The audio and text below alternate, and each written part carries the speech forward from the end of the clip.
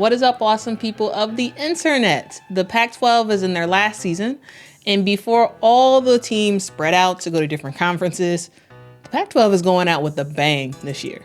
With teams like Utah, USC, UCLA, and Colorado, this has to be the best we've seen the Pac-12 in years. Now, before it's all over for the league as we know it, conference play is here, which means we have some amazing games on the horizon. Here's what you need to know about conference play, which begins tomorrow. So conference play for the Pac-12, again, starts tomorrow, but full action really begins on January the 5th. During conference play, all 12 teams will play 18 games across a 2-month span. Now in the preseason, the media picked Utah to come out on top in the Pac-12. They were followed by UCLA, Stanford, Washington State, and USC.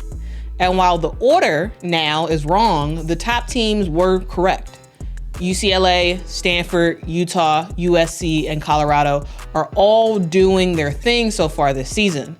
And while I said this may be the best we've seen in the Pac-12 in a while, that's not a joke, because we currently have 5 Pac-12 teams ranked in the top 25. We also have 3 of the 10 undefeated teams in the nation in the Pac-12. And guys, this only means one thing. We got some pretty big time games coming up for Pac-12 play. So here are the top games that need to be on your must-watch list. And we start off with 2 huge games on Saturday, December the 30th. We first have number 12, Utah versus number 8, Colorado, in a matchup that is for sure to be amazing because you have Alyssa Peely and the Utes versus the dynamic duo of Aaronette Vonleh and Jalen Sherrod. And then after that, we have a battle of the undefeateds where UCLA plays against USC. And might I add, this will be the first ever meeting between these two teams where both teams entered the game undefeated. So a little bit of history coming into this game. It's for sure gonna be a battle. And so it's all about seeing who else steps up for both teams. It's likely that for UCLA, Lauren Betts will be doing her thing. And for USC, Juju Watkins is gonna be doing her thing. But I think this game will be determined by the other players who step up and make stuff happen in the starting lineup. Players like Charisma Osborne and Kiki Rice for UCLA, and players like Raya Marshall and Mackenzie Forbes for USC. Now I have a question for you all. Who do you think will win this game?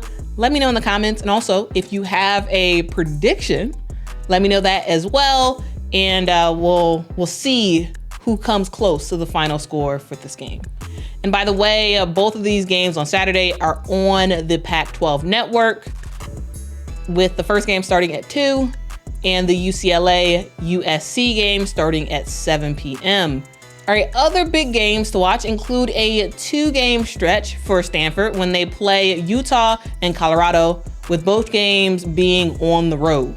We all know how good Cameron Brink is, and this year we are seeing how good Kiki Iraofen is, but the question is, how does Stanford step up and play against the best teams in their conference? And I especially want to see them try and stop Peely.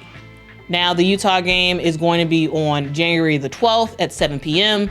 and the Colorado game is going to be on January the 14th at 1 p.m. Both games are also available on the Pac-12 network.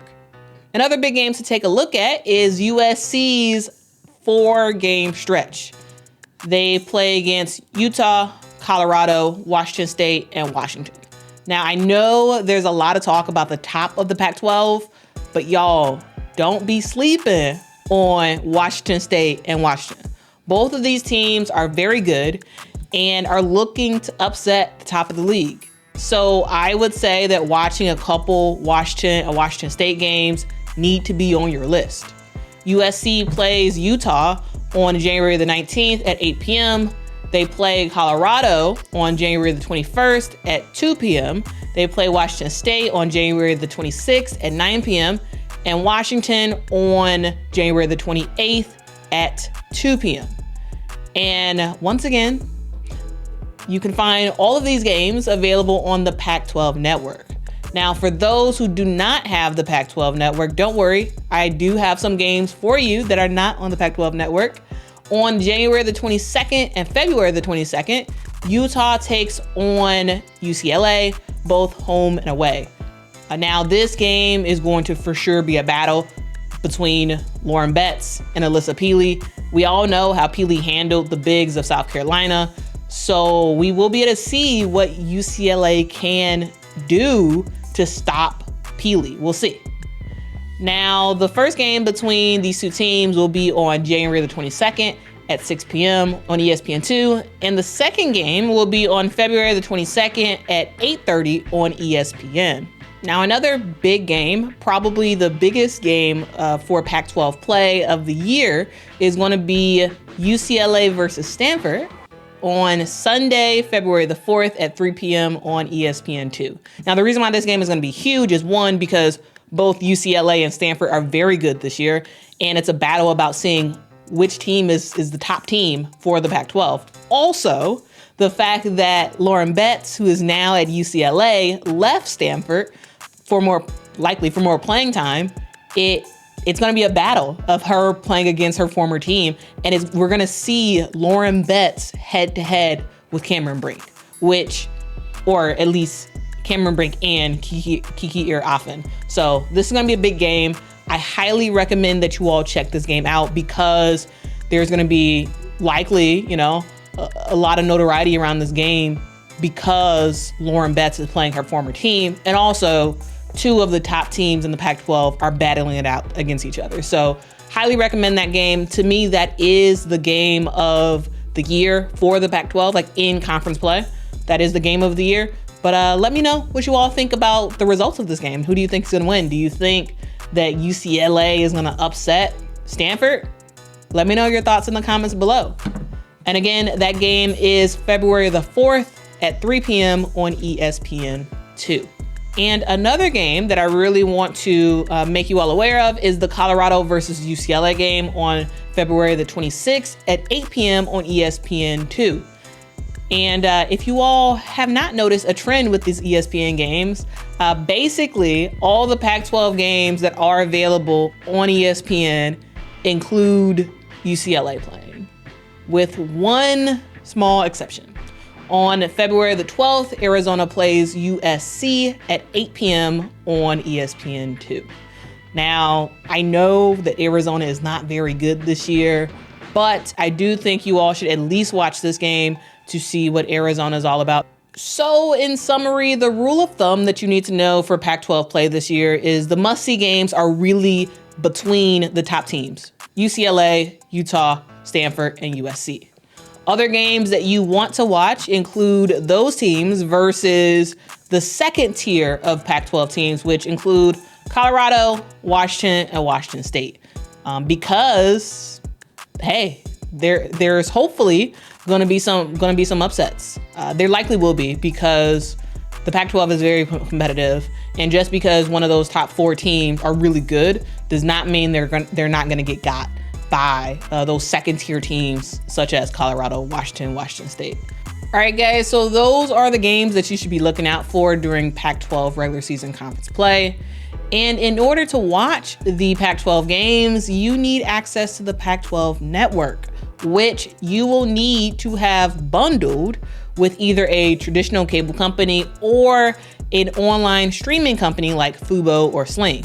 Now, if you are unable to watch the Pac-12 network games, I would suggest that you just search for the game after it's over to see if anyone has posted game highlights on YouTube. You can also use me as a resource. This channel will be recapping some of those Pac-12 games. So if you don't get to catch it, I'll be making some videos about it, so you can catch that as well. But first step, I would say, is just to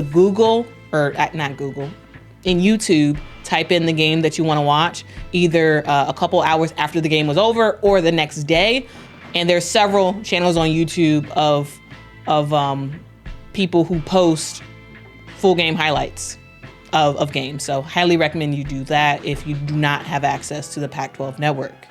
So after the regular season is over, the Pac-12 tournament will take place from March the 6th through the 10th at the MGM Grand Garden Arena in Las Vegas. This is going to be the first time that the tournament has been at this location since 2018. Now, seeding for the tournament will be based on regular season conference play. And last year, the Pac-12 brought 7 teams to the NCAA tournament. And this year, the Pac-12 is looking even stronger than last year. And so it's a question of how many teams do you think will make it to the NCAA tournament from the Pac-12? Time will tell. All right, guys, so that is the video. I am very, very curious. Out of the games that I mentioned, which ones are on your must-watch list? Also, do you think we'll see any upsets in the Pac-12 this year?